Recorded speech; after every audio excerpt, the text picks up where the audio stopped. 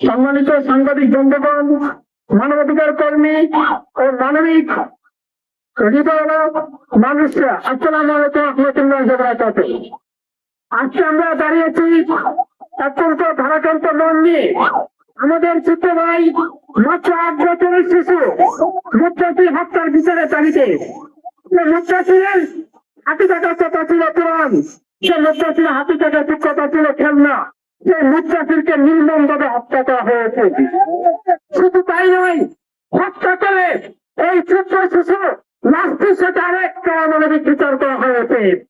এই হত্যা করে বলা হয়েছে এটা হত্যা করা হয়নি, শিশু মুত্তাসির নাকি ফাঁসি দিয়ে হত্যা করেছে।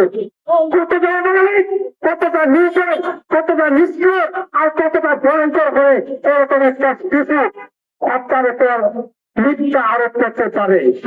সাংবাদিক বন্ধুগণ, আপনাদেরকে আমরা জানাতে চাই, ইন্ডিয়ান গভর্নমেন্টকে জানাতে চাই, আজকে আমার মুত্তাসির ভাইকে হত্যা করা হয়েছে, 5 দিন হয়ে গেছে, এখন পর্যন্ত খুনিরা গ্রেপ্তার হয়নি কেন?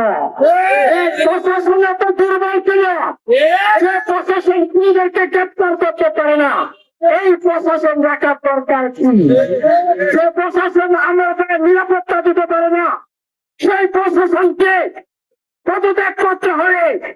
আমি যাত্রাবাড়ি থানা পুলিশদেরকে বলে দিতে চাই, আপনারা হত্যার পরে খুনিদেরকে কেন গ্রেপ্তার করলেন না?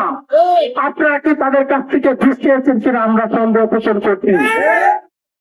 হত্যার পরে পরে এই সন্দেহ পাচন হলেও তাদেরকে গ্রেপ্তার করার দরকার ছিল, কিন্তু পুলিশ ইনিয়ে ফিরিয়ে খুনিদেরকে পার করে দিচ্ছে। যে আলিকুল রহমান আমার ভাইকে হত্যা করেছে, সে এখনো পাহাড় পরিয়েতে আছে।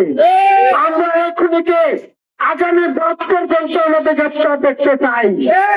অন্যথায় আমরা এই দেশের সাধারণ মানুষদেরকে নিয়ে, ছাত্র ছেলেদেরকে নিয়ে, আলেম ওলামাদেরকে নিয়ে, বিশ্ববিদ্যালয়ের শিক্ষক এবং ছাত্রদেরকে নিয়ে আমরা বৃহত্তর আন্দোলনে ডাক দিব। আগামী 72 ঘন্টার মধ্যে অবশ্যই খুনিদেরকে গ্রেপ্তার করতে হবে এবং দৃষ্টান্তমূলক শাস্তির ব্যবস্থা করতে হবে।